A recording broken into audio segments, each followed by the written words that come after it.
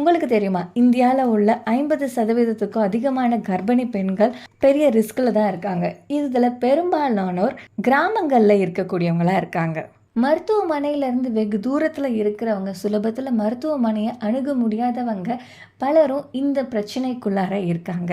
அவங்க மட்டும் கிடையாது, சமூக நிலைப்பாடில் அடிமட்டத்தில் இருக்கிறவங்களும் இந்த பிரச்சனையை ஃபேஸ் பண்ணிட்டு இருக்காங்க. என்ன சொல்கிறேன், இந்தியா தான் ரொம்ப டெவலப் ஆகிட்டுருக்கு, இந்தியாவில் நிறைய விஷயம் வந்துட்டுருக்கு.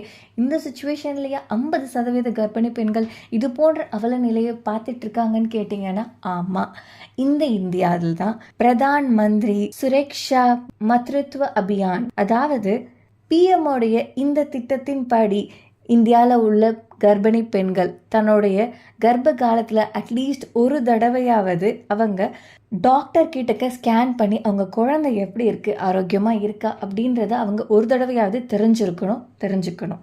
இதுதான் இந்த திட்டத்துடைய கொள்கை. ஆனால் இது எந்த அளவுக்கு எஃபெக்டிவாக போயிட்டுருக்கு?